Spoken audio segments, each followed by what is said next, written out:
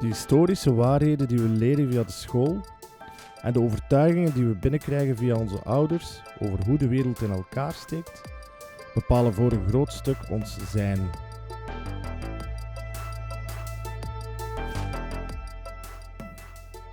We stellen die verhalen weinig tot niet in vraag, zelfs als de wetenschap ze ontkracht.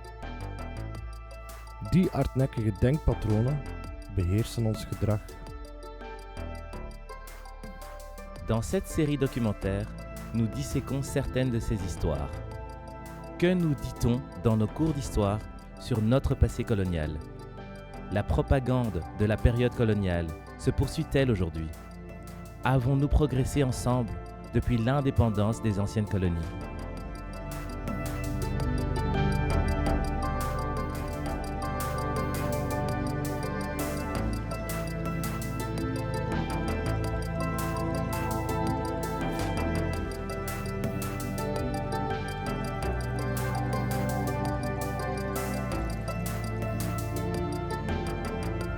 Afrika komt op 2 ogenblikken in ons curriculum Vlaanderen aan bod. Bij de vroegste geschiedenis, het ontstaan van de mens enzovoort, in Afrika met dan de oude Africa Theory. En dan horen we eigenlijk nog heel weinig over Afrika, wel Egypte. Maar we creëren zo de indruk dat Egypte eigenlijk deel was van het Westen. Niemand staat erbij stil dat de farao's een donkere huidskleur hadden. En wanneer komt Afrika dan opnieuw aan bod? Eigenlijk, einde van de 19e eeuw, als Westerlingen met in Afrika gaan koloniseren. Ça veut dire que tout ce qui est préjugés et stéréotypes qui ont été créés par les deux systèmes, l'esclavagisme et le colonialisme, persistent, se transmettent de génération en génération et font que certains croient être beaucoup plus supérieurs à d'autres. It is one-sided, and you find that we are cheated very many times.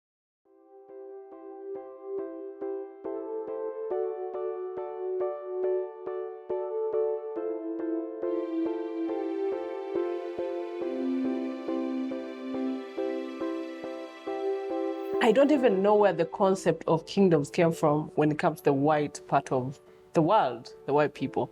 But I'm sure they copied it from Africa because we had kings here. Where did our ancestors come from? Where did the people that were taken as slaves come from? Did they just come from the blue? Or a supermarket. Or a supermarket. If it was empty, then people of my color would never be in existence.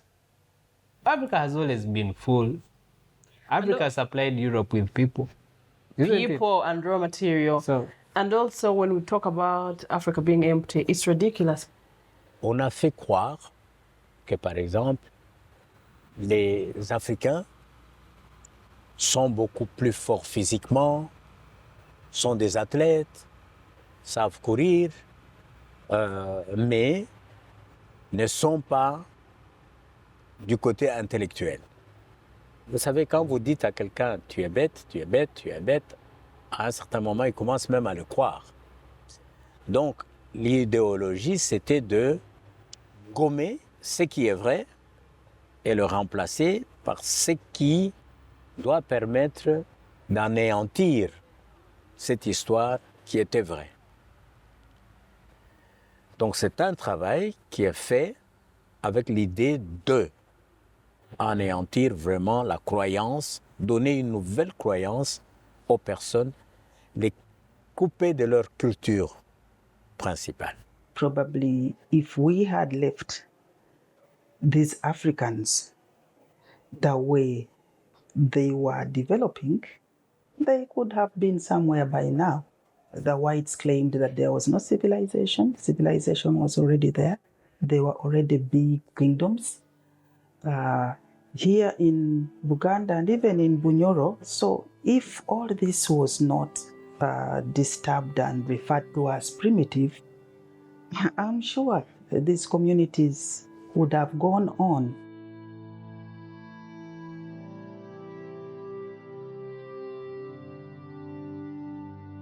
For example, in 1966, the kingdom was abolished by the then president of Uganda, Milton Obote, but it was restored during this regime in 1993.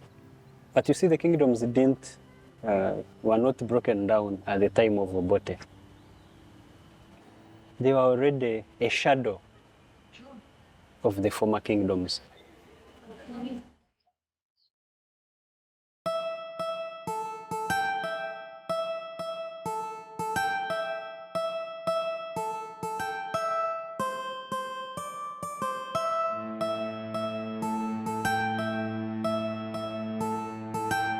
I'm one of the officials in our clan.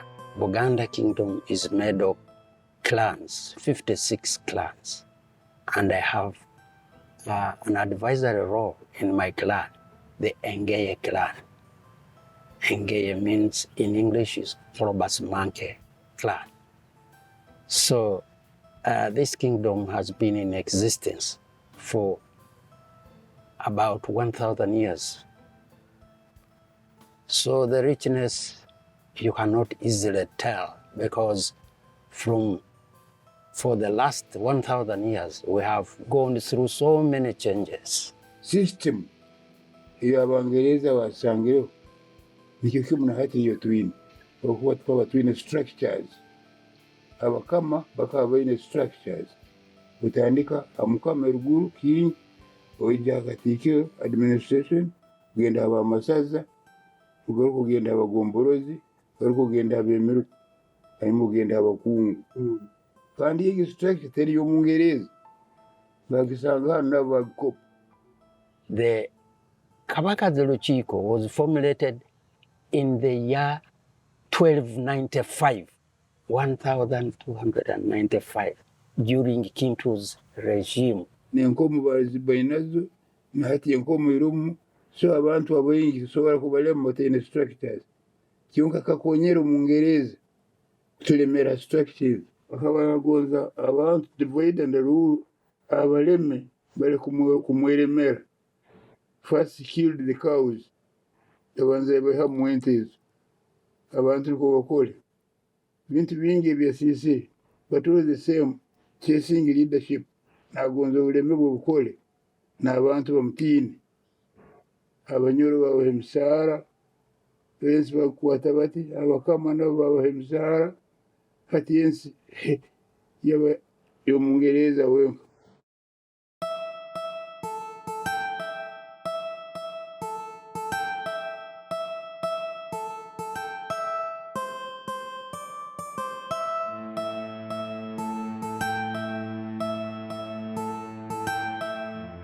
The Nyoro-Kitara kingdom, it would extend up the current Eastern Congo, move down to, I think, North Tanzania and some parts of Western Kenya. Atinka Congo, ekabera ensi ya kumi. Kyonka ati balesero boda nanka boda zirundi emitano. Hati abantu abokubalima kujja kunu ite twale magendo. Hati kenaki kyatuletera abantu baite abakuli nabandi babakunu kyonka ate ensi bagenze gichwachwanamu bagitekamu government zikwawukana hati ensi yabeetyo.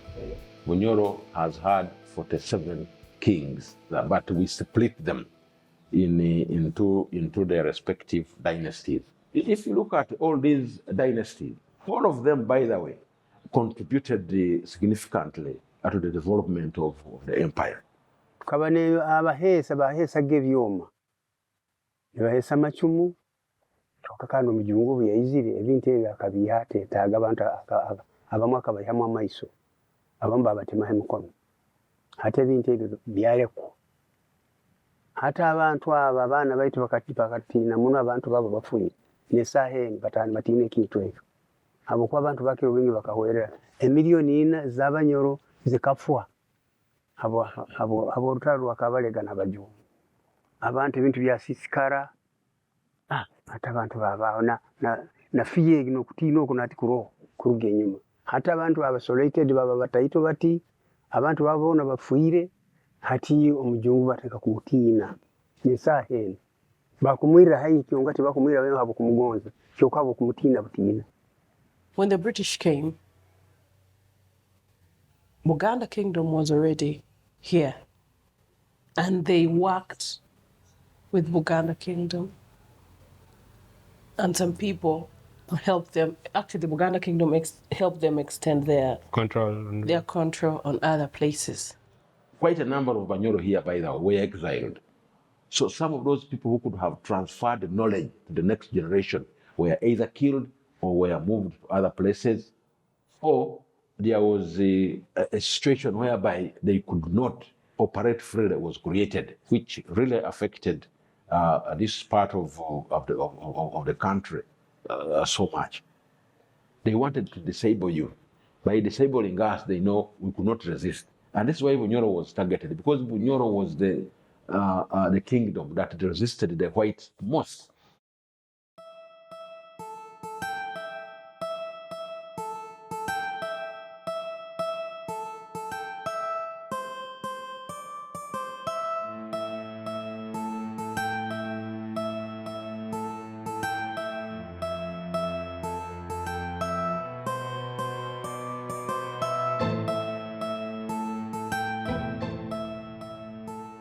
So here we are.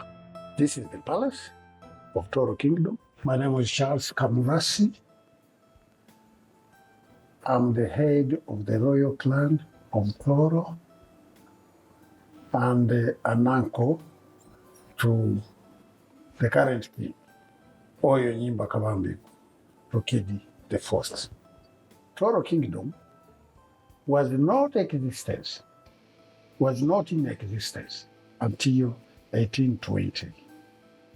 Toro Kingdom was a county of Bunyoro Kitara Empire, the great Bunyoro Kitara Empire. So our institution of Toro Kingdom started 1820. This year, during coronation anniversary, we shall celebrate 200 years. This building was constructed in 1962. By who? By Sir George Rukidi III, my father. And he died from this very place. I saw on the plate there that it was financed by the British. No. Toro Kingdom had economic power. Really? Yes. Who were collecting taxes. Mm-hmm. It had a fully fledged government which was working along the central government and Toro Kingdom. We had even police force. Mm-hmm. We had the Ministry of Works. We had every structure you are talking about.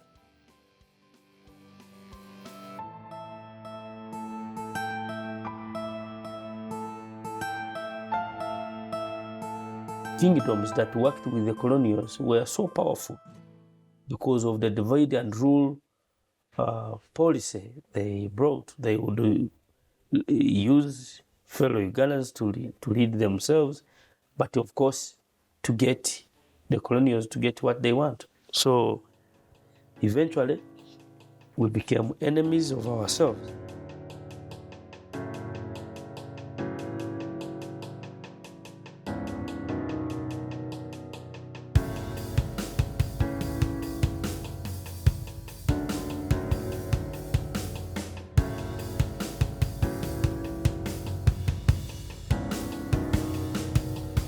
Decolonization is a process that involves careful planning.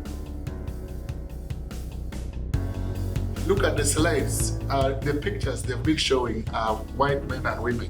Can we start from there? Even if we are using the English, can we create our own local content such that the examples, the teaching aids that we use are Ugandan things?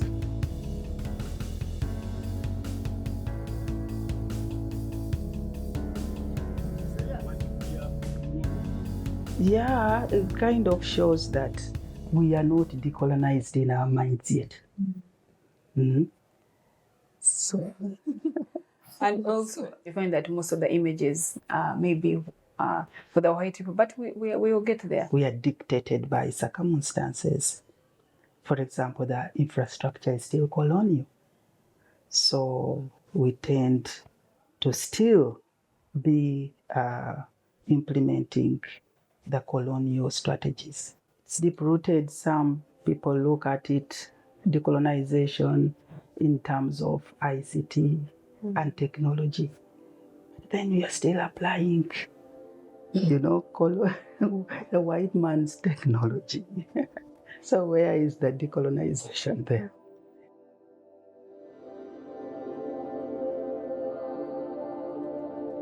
So what do we see here? We see the map of Uganda. These were the states which sat in Lancaster House in England, 1961, to formulate this constitution. Point number 2, Uganda consists of federal states.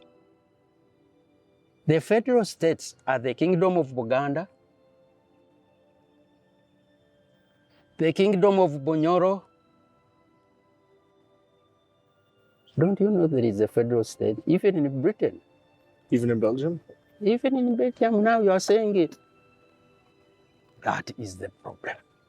Omukazi akaba hano daktari ayegeseza kunako cooperating okusemeza akayamu omwana omunda akaba mukazi munyoro Oluganda lwe mukurungo hano Bugambe no yegeseze Bungereza kyoko omukazi ogwo bamutwale Bungereza bakamuyama maiso bamutemako n'ebyara bamuleeta waba omukazi atagaruka college hati amagezi gasigala London. We were brainwashed to think that everything African is primitive, is backward, and everything white, is modernization. So we need to move away from that perception. Everything good must be attributed to the white, not another person. And if you have done it, you are doing it wrongly. You are not supposed to do it. That is a problem. We cannot move because there is somebody putting a rope around our neck. Indirectly, we don't see him. So don't do that.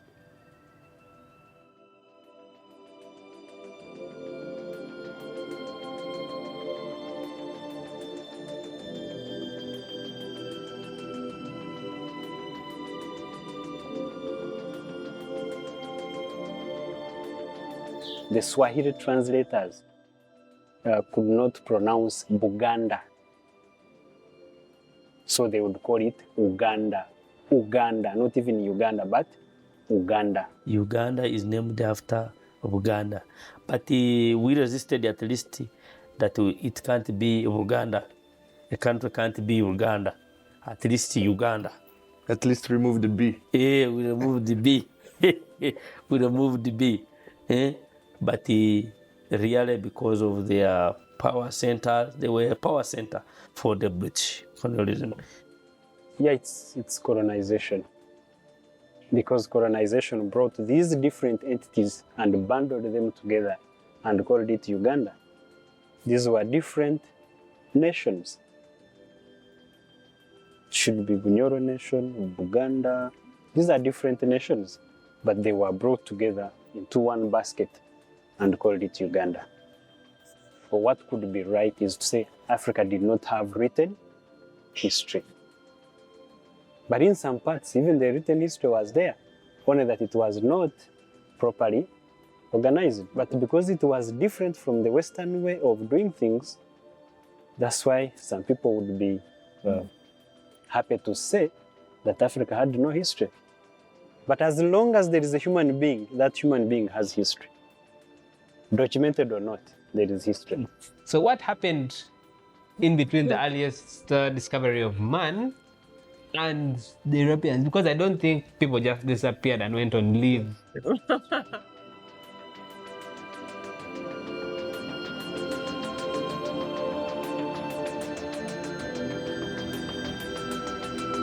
Nous ne sommes pas actuellement les seuls inventeurs dans cette chaîne humaine. Il y a eu des gens qui l'ont précédé, et non le moindre. Et ça fait partie aussi de notre déconstruction, parce qu'on remonte des histoires qui ont été cachées, rasées. Kingdoms, they were very well organized. They functioned, they were strong, that that expanded, that rose and fell.